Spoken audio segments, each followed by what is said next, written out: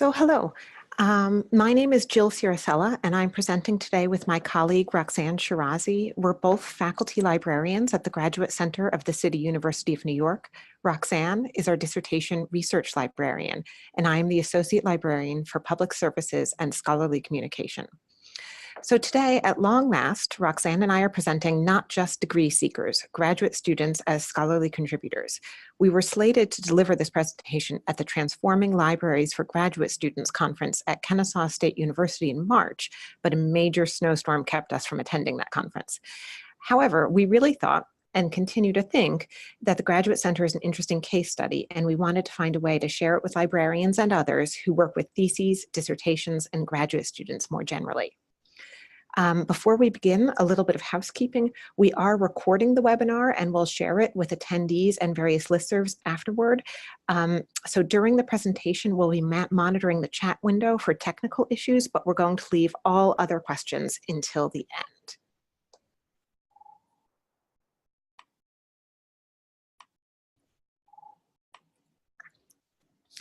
So first, I'm going to take a few minutes to explain what the City University of New York is and what the Graduate Center is within it. The City University of New York, often called CUNY, is the largest urban public university in the United States. CUNY consists of 25 campuses across the 5 boroughs of New York City, 11 senior colleges, 7 community colleges, 1 honors college, and 6 graduate and professional schools. Master's degrees are offered by several schools. The Graduate Center, where we work, is one of them. And until recently, only the Graduate Center offered doctoral degrees. A few other schools now offer them as well, but the Graduate Center is still CUNY's primary doctorate granting school. Something that's often misunderstood about CUNY is that it is a single university made up of multiple colleges and schools. It is not a university system consisting of multiple universities. In this way, it is quite unlike the State University of New York system, the University of California system, the University of Texas system, and so on. Because of CUNY's unusual structure, the Graduate Center is also quite unique. For starters, the Graduate Center is a standalone, graduate-only campus. It is not a graduate school within a larger campus or a graduate-only satellite of another campus. It is its own school with its own campus. The Graduate Center, often called the GC, has approximately 140 core or central line faculty, meaning faculty appointed directly to the Graduate Center and working only at the Graduate Center. But of course, 140 faculty members aren't enough to run a robust set of graduate programs. So the Graduate Center also has over 1,600 consortial faculty members. These are professors who are hired by and based at other CUNY schools, but spend some of their workloads at the Graduate Center. Right now, the GC has 31 doctoral programs and 14 master's degree programs. All of the doctoral programs and most of the master's programs require students to produce a dissertation, thesis, or capstone project that must be deposited with the library for archiving and dissemination. And this, of course, is where our story today takes off. But first, I want to take a few moments to describe our campus to help you better understand what we are and how we're similar to and different from your institutions. Like all CUNY campuses, the Graduate Center is in New York City, which is famously crowded and expensive. As a result, the Graduate Center is squeezed entirely into one building. So when we call ourselves a campus, we're talking about one building, albeit a large one. The Graduate Center's motto is "The life of the mind in the heart of the city," and our campus/building really is in the heart of the city. For those of you familiar with New York City, it's at the intersection of 5th Avenue and 34th Street in Manhattan. For those of you who aren't familiar, it's diagonally across the street from the Empire State Building and a block away from Herald Square. So it's in an area that's teeming with tourists and shoppers. And in fact, the Graduate Center's building used to be a major shopping destination itself. It was originally the flagship store of the B. Altman department store chain. Those of you who watch The Marvelous Mrs. Maisel on Amazon have caught glimpses of our building. Midge works at B. Altman, and the exterior shots were filmed just outside the library. Thankfully, the interior shots were filmed elsewhere. I'm making a point of describing our physical space because it's key to understanding how our students, especially our doctoral students, use our space and don't use it. In general, doctoral students spend a lot of time at the GC in their early years when they're taking courses. After that, Many of them spend far more time at other campuses where they have teaching responsibilities. This means that we librarians have limited time and opportunities to physically interact with our doctoral students. Mostly, we see them early on, before they're publishing scholars and before they're preparing to deposit their dissertation. One more thing before we move on. Those of you who go to thesis and dissertation conferences may be familiar with the icebreaker question, are you from the library or the graduate school? For librarians from the Graduate Center, there is only one answer to this question, yes. And I will just add that I was completely baffled by this question the first time I was asked it. Having spent most of my career at CUNY, I really wasn't aware that it's usually an either or matter and that the Graduate Center is such an outlier. Okay. Moving on. Here is a bird's eye view of the library's organizational chart a few years ago. The library was divided into two main units, collections and public services. The dissertation office was run by the dissertation assistant, a non-librarian who reported directly to the chief librarian. When I arrived in 2013, public services was expanded to be public services and scholarly communication. Dissertations and theses are, among other things, forms of scholarly communication, but for a variety of reasons, the dissertation office stayed separate under the chief librarian. The library was lucky enough to have the same dissertation assistant for 28 years. As methods of dissertation production, deposit, and dissemination evolved, she evolved as well, professionally and technologically. Her tasks were crucial to the collecting of theses and dissertations and to the granting of degrees, but her approach to dissertations and theses was not a librarian's approach. Her key tasks included meeting individually with all depositing students, advising students about the deposit process and requirements, reviewing the formatting and front matter of all submissions, helping students navigate quite an administratively complex process, simplifying a harrowing process and creating a happy memory, delivering all electronic submissions to ProQuest and overseeing binding of all print submissions, maintaining records for all deposited works, and providing countless forms of administrative assistance for the library, which at the time had no general administrative assistant. As the dissertation assistant's retirement approached, the chief librarian and I discussed at length and in detail how students, the library, and the Graduate Center as a whole would benefit from transforming the position into a faculty librarian position. We also strategized at length how to successfully make that case to key decision makers. One of our first decisions was to pitch the position as dissertation research librarian. We did this for a couple of reasons. First, to avoid the appearance of merely swapping out assistant for librarian without significantly reinventing the position. And second, to emphasize that a faculty librarian could make the deposit process a natural extension of the research process and address the ways in which dissertations and theses are part of the scholarly conversation and often become sources for other researchers. So it was a minor challenge to figure out a good name, to find one that was both strategic in the short term and meaningful for the long term, but it was actually a much bigger challenge to figure out how to make the reimagined position happen. We had to somehow get from idea to reality, from library request to administrative yes. Getting to yes involved two parts. We needed a yes to filling as soon as possible the vacancy created by the dissertation assistant's retirement. We had a few things working in our favor, including the library had multiple simultaneous vacancies, including 3 vacant faculty librarian lines. We knew we would not be cleared to fill all 3 vacancies, but we did see potential for flexibility in the hires we would be allowed to make. Also, the entire campus, from students to faculty to administrators, understood the necessity of preventing a halt in the processing of dissertations and theses. Library vacancies are generally not seen as emergencies, but an inability to accept deposits would mean an inability to grant degrees. The Graduate Center has 3 graduation dates per year, so even a short vacancy could be catastrophic. It was as true and universally acknowledged a staffing emergency as we've ever had. We also needed, or at least wanted, for good reasons, for reasons of academic and scholarly significance, a yes to transforming the position into a faculty librarian position. We were able to get to yes on this matter by making a case primarily around the needs and pain points we'd heard from earlier graduates. the need for help with research management tools and methods, the need for expertise in copyright and licensing, the need for support for digital works, that is, scholarly works that include or consist entirely of digital projects. And we also explained the scholarly significance of cataloging, storing, and disseminating culminating works according to best practices, for example, by using appropriate metadata standards. Happily, we were also able to get to yes on this matter. I'd like to say it's because our argument was airtight, but I'm sure you all know that staffing decision makers are often unswayed by airtight arguments.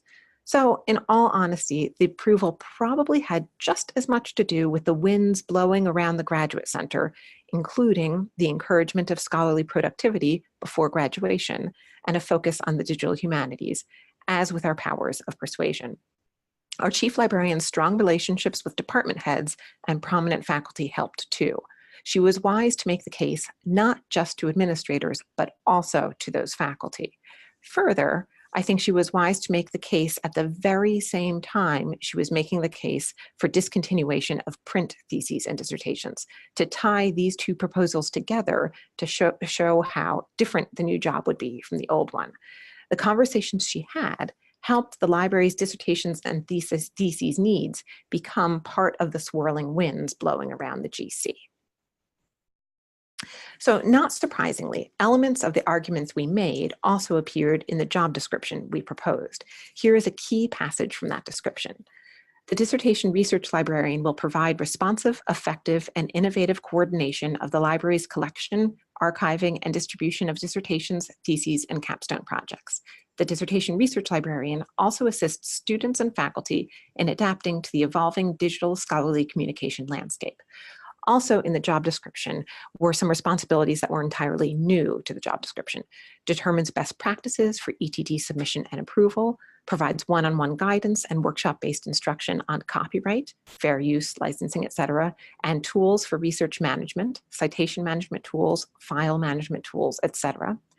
Formulates workflows to allow alumni to make their dissertations open access, consults with creators of digital and non-textual works to anticipate successful archiving of those works, and maintains professional currency in ETD archiving, distribution, and repository management. When I say that we were able to get to yes regarding filling the position immediately, it's important to note that what I really mean is immediately in the public institution sense of the word. At CUNY, bureaucratic and budgetary constraints mean that immediate is almost never truly immediate. We were able to avoid a vacancy, but it did involve some stopgap measures. We started with a short-term interim dissertation assistant position, and from there we moved on to a one-year dissertation research librarian appointment. During that year, we held a national search to finally hire the tenure-track dissertation research librarian.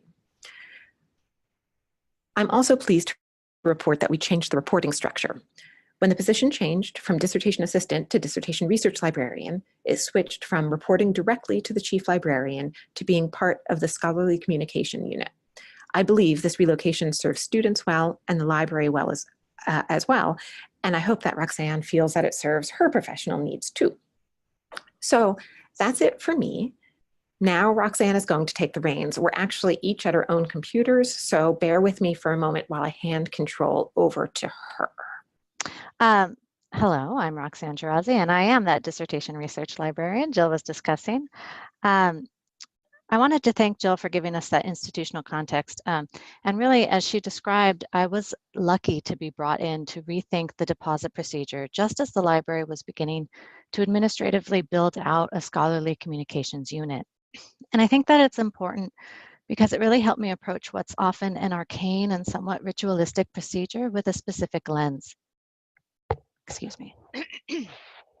I was given a lot of leeway to change things up, to focus less on margins and page numbers and more on having conversations about, say, embargoes.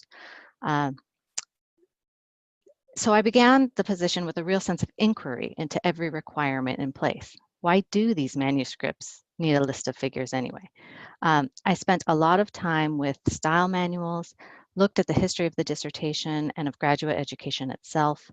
And as I looked more closely at the ways in which graduate students at our institution were being trained to present their research, and how that research differed across the disciplines, I began to ask, as I'm sure many of you have, where does the dissertation fit in the scholarly publishing system? And so this shift that occurred in our library's approach to dissertations and theses really boils down to a distinction between product and process. When the deposit was handled by administrative staff, finished products came to the library, and the library's role was to steward that product. We focused on preservation, description, and access. Now, with the librarian at the helm, the library has become fundamentally involved in the process as well: preparation, rights, submission. And it's that expansion of responsibilities and really oversight into the production of scholarship that has opened up opportunities for engagement with our graduate students, and even to an extent with their faculty advisors. And I want to be clear that this is not to diminish the importance of all of those other product-based activities like cataloging and preservation. Those are still huge challenges for us, and we could probably dedicate an entirely different presentation just to ETD discovery and digital preservation issues. But this idea that the library could address concerns around the creation of scholarship itself and not solely be there as a repository or container for the finished work, I think this is in keeping with a lot of the conversations taking place within academic libraries more generally. But dissertation and thesis deposit is interesting because of the longstanding tradition around the format and that culture of strict adherence to format minutiae, right? However, I have come to appreciate that the format of the manuscript is fundamentally tied to those larger concerns within scholarly communication, like copyright and fair use, attribution, bibliographic documentation, those systems of citation, disciplinary conventions. The manuscript really is the material expression of all of these scholarly practices. And as we see the methods of scholarship changing and the new ways of presenting research that are happening now in digital and multimodal dissertations, the questions our students have are not necessarily just about margins and whether the title should be in all caps. So we're really talking now about taking a holistic approach to ETD submission. ScholComm librarians have spent a significant amount of time trying to reach students. And yet here in ETD land, when we advise students on manuscript preparation, this is really an opportunity to discuss copyright, fair use, and author's rights at a student's point of need. And it's this point of need that will bring students to seek out this information. And where better to seek out that information than from a librarian? So what are some of the thorny questions that our graduate students have? Well, it varies by department, but broadly, we've seen a few things which are probably familiar to all of you. Graduates in the humanities are agonizing over access embargoes. Art historians may wish to remove crucial images entirely from their dissertations due to copyright concerns. And then there are departments like economics or biology, whose students tend to publish earlier, and they may have signed away their copyright to the previously published materials that they now wish to include in their theses. Who do all of these students turn to for answers? This is really what it comes down to when we're talking about inserting a scholarly communication consultation into the deposit procedure. Think about your campus and where students go for answers to these kinds of questions when they're getting ready to graduate. I can tell you that at our institution, my predecessor referred these questions to ProQuest's customer service line. Our librarians were available. We were in the same building, but we were separated from the student's point of need, and there was a disconnect between services that the library offered and the office that was actually responsible for coordinating the deposit. So why a scholarly communication consultation? Just to really drive home the issue, I really like the statement from Patricia Sway in Educopia's guidance documents for lifecycle management of ETDs. And she writes, quote, "Firsthand exposure to copyright and fair use issues, including the deposit agreement students are obliged to understand, can amount to a formative authorship experience." So when we go back and forth about whether or not dissertations are published, we're usually concerned with figuring out the kind of access we can provide to that finished product. But here again, this quote really shows how important the submission process is to graduate students who may very well be experiencing a form of publishing, whatever that may be, in the library through the university for the first time. And so we got to the point of thinking about dissertation and thesis deposit from this perspective. What are we teaching students about publishing through this process? So how did we infuse this? How can we structure the dissertation deposit procedure to provide opportunities for a deeper engagement with the changing nature of scholarly publishing? How can we bring librarian expertise into these conversations? Well, like most processes in libraries, everyone seems to do dissertation deposit differently.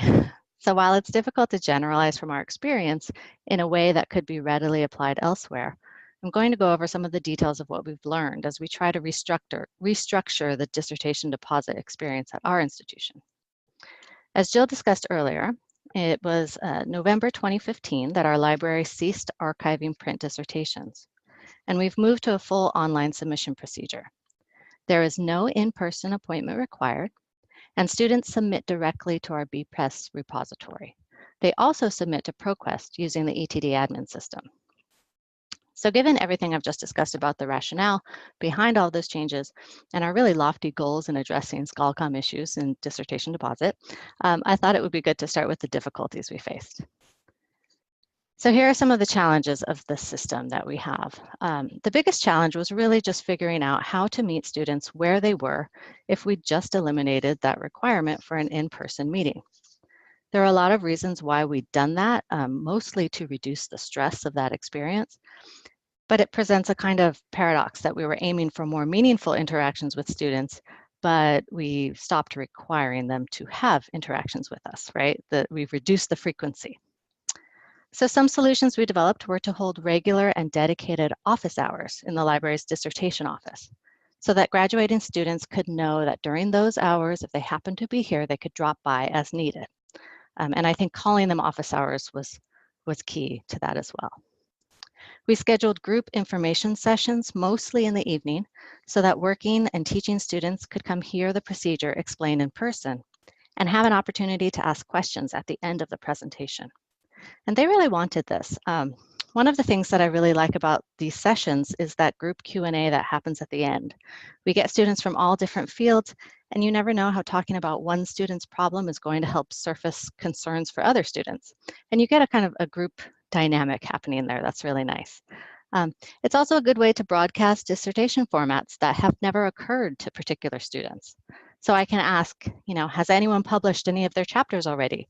Or does anyone have any supplemental materials like a website or multimedia elements? And you have these moments when students realize that their own experience with producing a dissertation is not necessarily how it's done everywhere. Another approach is really just to borrow techniques from asynchronous reference in terms of using email constructively, keeping a conversation flowing, using open-ended questions, and so forth. You start to recognize flags for further discussion if there are previously published materials, lots of images, data tables, digital projects. Email conversations around these issues might escalate into telephone calls or in-person appointments, depending on the student's situation and preference. And finally, finding allies in the department staff. This could be the department secretary or the chair, depending on the kinds of relationships you have on your campus. It's a lot like the liaison work that we already undertake in our library, so it was fairly seamless to begin that kind of outreach program by program. And through all of these methods of outreach, we see about a third of graduating students for each degree period who still want a one-on-one in-person meeting. So that leads to the other big challenge, which in some ways is the problem of separating the wheat from the chaff, right? How to center the more substantive conversations and avoid burnout on the more routine inquiries. And I think that's a common concern with any kind of reference work in the library, but because those document formatting questions haven't really gone away. Our students still need a lot of help wrangling Microsoft Word. We don't have a writing center here, and there are legitimate questions that might not be in the scope of a scholarly communication consultation that students still need answered. And so the approach here so far has been to try to refer out to the reference desk for more general citation questions, or to encourage students to consult with their committee on some of these questions. It can be difficult to take the kind of tiered reference approach that we might want to take, in part because students don't always trust other sources of information. They want to hear it straight from the horse's mouth. If I don't say it, they don't believe that's policy. So part of it is setting reasonable boundaries, particularly with demanding students. And I think this is an approach to service that is more common in the administrative offices on campus, but it can be somewhat uncomfortable or unfamiliar to librarians who might be more willing to engage in a certain amount of hand-holding than other service providers on campus. Moving now to the benefits, which I think boils down really to putting librarian expertise into action. And one thing I'd like to mention here is that a librarian consultation and involvement in the ETD submission process can also benefit those existing activities of preservation and access, for the simple reason that we're involved in setting up the submission guidelines and determining what kinds of information about the product we want to capture. So we have an in the procedures and can align them with our cataloging practices or what have you. There's a sort of vertical integration happening there. But for faculty and departmental staff, some of the benefits are that there's a greater awareness of authors' rights and copyright issues, and that the library can provide guidance in this area. Many of them did not know about previously published materials until we told them that this was an issue. We've streamlined our processing and have improved reporting of our graduates because the library can wrangle spreadsheets from our IR instead of having to dig into PeopleSoft every time you need a list. Overall, we've managed to reduce the stress around the dissertation deposit procedure, which I think leads to a little more happier student. We also know that students are benefiting from our dedicated office hours and group information sessions. And that was a pleasant surprise that the solutions to our challenges were also improvements to the existing administrative practices. A not insignificant part of student anxiety was caused by all of the hurdles that they had to go through just to get an answer to a policy or formatting question. And librarians already have the infrastructure to service questions in this way. We're able to direct them to our in-house expertise instead of sending them to an outside vendor. And we're able to provide more up-to-date information by using our LibGuides instead of the college website, which, as we know, can be incredibly difficult to get updated. So how could you take this back to your library? When we developed this presentation for the Transforming Libraries for Graduate Students conference at Kennesaw State back in March, we developed a sort of hands-on activity that we aren't going to go through here, but I do want to point to the worksheet we developed in case anyone wants to spend some time after the webinar to think about their own library, their own university, and strategize ways to really insert this librarian-led consultation into the graduation checklist. The handout is available in the repository for that conference, and it's linked here in the slides, which we'll share with participants after we're done. As you can see, there's a range of questions that could get you started thinking about where your library could become more involved and who may already be doing some of this on your campus. Hopefully it's a useful exercise for those looking to get started in this area.